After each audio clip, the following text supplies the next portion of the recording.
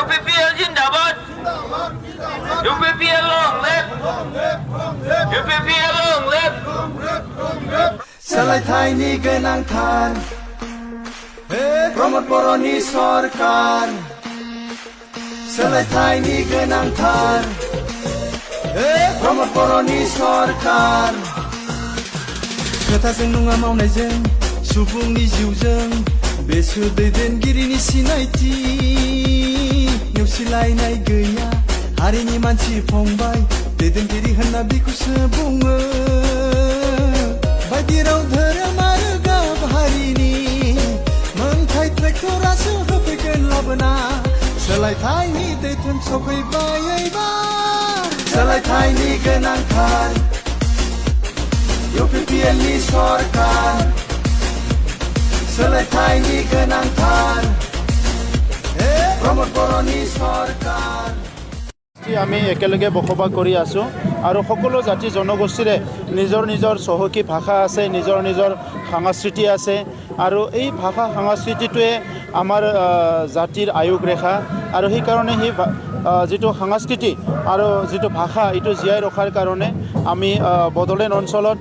UPPL BJP আৰু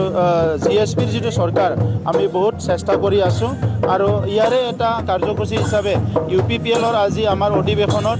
বড়োলেণ্ডত যিমানখিনি সাংস্কৃতিক আমাৰ আছে যিমানখিনি জনগোষ্ঠীৰ বিভিন্ন বাৰে বৰণীয়া সংস্কৃতি আছে সবকো আজি এই কালচাৰেল ৰেলীত আমি ইনভাইট কৰিছোঁ যাতে আমি এটা সমন্বয় এটা কৰিব পাৰোঁ আৰু পৰস্পৰৰ মাজত আমি সাহস গোটাব পাৰোঁ যে আমাৰ সংস্কৃতিটো বিশ্বৰ বুকত জীয়াই ৰখাৰ কাৰণে আমি সকলো আদৰিবলৈ সাজু হৈ আছোঁ আমাৰ অসমৰ জনপ্ৰিয় মুখ্যমন্ত্ৰী ডক্টৰ হিমন্ত বিশ্ব শৰ্মা ডাঙৰীয়াক কাৰণ আজিৰ বড়োলেণ্ডৰ যিটো পৰিৱেশ আমি পাইছোঁ ইয়াত ডক্টৰ হিমন্ত বিশ্ব শৰ্মা ডাঙৰীয়াৰ ডাঙৰ এটা অৰিহণা আছে তেখেতৰ নেতৃত্বতে 2020 চনত শান্তি চুক্তি হৈছিলে আৰু তাৰ পিছত বড়োভূমিত স্থায়ী এটা শান্তি আহিছে আজি বড়োভূমিত সকলো শিক্ষাৰ দিশত স্পৰ্টছৰ দিশত অৰ্থনীতিৰ দিশত বিভিন্ন দিশত সকলো নিজৰ নিজৰ কামবিলাক লাহে লাহেকৈ কৰিবলৈ লৈছে যিটো নেকি যোৱা বহুখিনি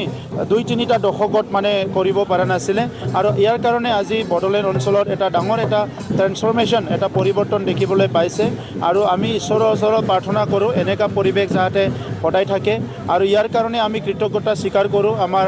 ভাৰতৰ প্ৰধানমন্ত্ৰী নৰেন্দ্ৰ মোদী ডাঙৰীয়াৰ ওচৰত আমি কৃতজ্ঞতা স্বীকাৰ কৰোঁ ভাৰতৰ গৃহমন্ত্ৰী অমিত শ্বাহ ডাঙৰীয়াৰ ওচৰত আৰু অনাগত দিনত বড়োলেণ্ড অঞ্চলৰ ৰাইজৰ শান্তি সম্প্ৰীতি আৰু উন্নয়নৰ কাৰণে আমাক কেন্দ্ৰীয় আৰু ৰাজ্য চৰকাৰৰ সহায় সদায় লাগিব আৰু এই কাম কৰিবৰ কাৰণে UPPLে আমি ৰাজনৈতিকভাৱে সাজু আছোঁ আৰু সেইকাৰণে মই আমাৰ দলীয় নেতা কৰ্মীসকলক কৈছোঁ UPPL অকল ইলেকশ্যন জিকা আৰু হাৰাৰ কাৰণে ৰাজনীতি কৰিব নালাগে আমি সকলোৱে এই অঞ্চলৰ উন্নয়নৰ কাৰণে শান্তি প্ৰতিষ্ঠাৰ কাৰণে ৰাজনীতি কৰিব লাগে